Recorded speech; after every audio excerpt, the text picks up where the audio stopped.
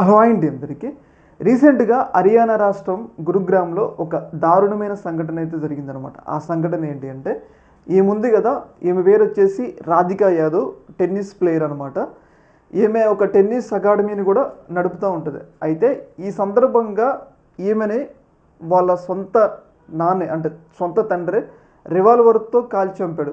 చాలా దారుణంగా 5 సార్లు రివాల్వర్తో కాల్చి చంపడం జరిగింది. అయితే ఎందుకు చంపాడు, మరి ఎందుకు సొంత కూతుర్ని చంపాల్సి వచ్చింది అంటే, సాధారణంగా ఎవరైనా పిల్లలు ఎదుగుతుంటే తల్లిదండ్రులు సంతోషపడతారు. కానీ ఈ రాధికా యాదవ్ ఎదుగుతుంటే సొంత తండ్రి ఈడ్చుపడిండు. ప్రధానంగా ఏంటి అంటే, ఈమె డబ్బు సంపాదిస్తుంది, ఆయన తండ్రి ఏమి డబ్బు సంపాదించట్లేదు, ఊళ్ళలో జులాయిగా తిరుగుతుందని చెప్పేసి ఊళ్ళలో ఉన్న వ్యక్తులు ఆ తండ్రిని అవమానపరిచారంట. నీ కూతురు డబ్బులు సంపాదిస్తుంది, నువ్వు సంపాదించట్లేదు అని చెప్పేసి తీవ్ర స్థాయిలో అవమానపరిచితే ఆ తండ్రి ఏం చేయాలి, అతను కూడా ఏదో ఒక పని చూసుకోవాలి. కానీ అలా చూసుకోకుండా ఆఖరికి ఏంటి అంటే, తన కూతురు సంపాదించుతున్న ఈర్ష్యతో తన కూతుర్ని చాలా దారుణంగా చంపడం జరిగింది. చూసారు కదా, టెన్నిస్ ప్లేయర్ 25 ఇయర్స్.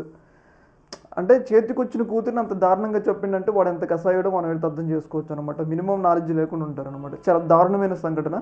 అసలు ఎవరైనా అట్లా సొంత కూతురుని చంపుతారా? చేతికొచ్చిన వాళ్ళని, అది కూడా డబ్బులు సంపాదిస్తున్నారని చెప్పేసి ఈర్ష్యతో చంపటం చాలా దారుణమైన విషయం అనమాట.